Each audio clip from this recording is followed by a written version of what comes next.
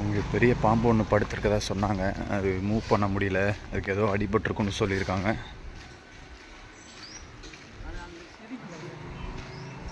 எங்கே இருக்குது? செடிக்குள்ள சுருண்டு வேறு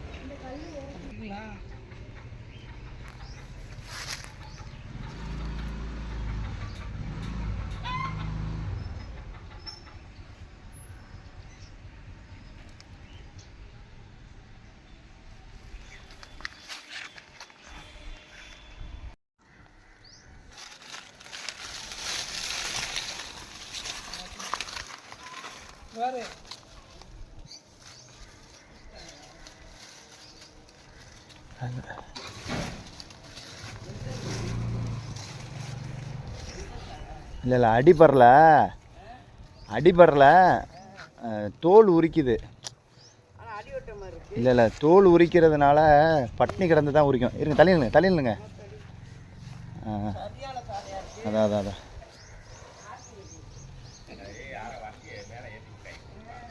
இல்லை அடியெல்லாம் பல்ல.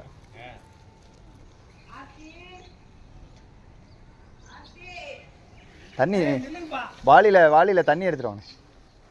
பெரிய வாளியில் கொஞ்சம் தண்ணி எடுத்துருவோம். இப்போ தோல் உரிக்கிற கண்டிஷனில் இருக்கனால ஃபுட் இல்லாமல் இருக்குது, அதனால தான் அப்படி இருக்குது.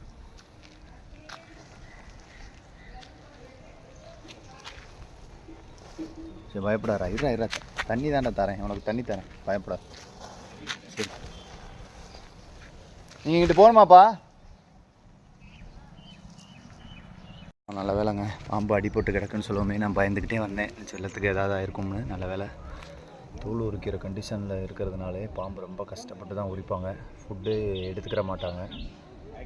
ஸோ பாருங்கள், அது ரொம்ப கஷ்டப்படுது தோல் உரிக்கிறதுக்கு. 3 மாதத்துக்கு ஒரு தடவை தோல் உரிக்குங்க. ஒவ்வொரு தடவையும் பாம்பு தோல் உரிக்கிறப்ப ரொம்ப கஷ்டப்பட்டு தான் இது பண்ணுவாங்க. பாருங்கள், அது பார்க்க ரொம்ப கொடூரமாக இருப்பாங்க தோல் உரிக்கிற கண்டிஷனில். அதுக்கப்புறம் உரிச்சதுக்கப்புறம் பார்த்தீங்கன்னா வேறு லெவலில் அழகாக இருப்பாங்க. ஷைனிங்காக அவ்வளோ பளபளப்பாக அவ்வளோ க்யூட்டாக இருப்பாங்க.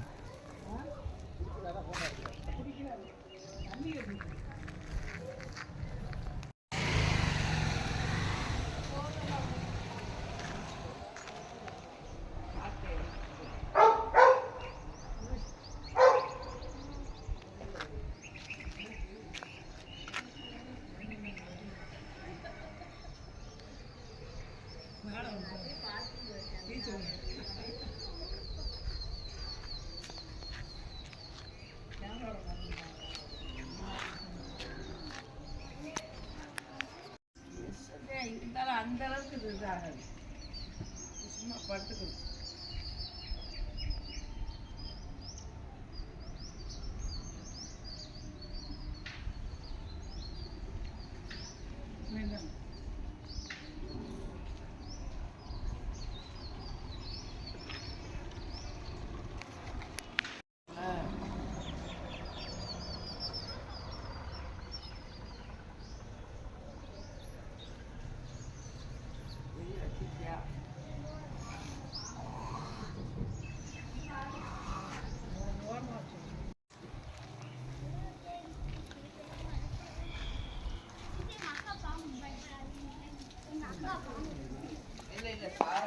மெல்ல உள்ளே போ.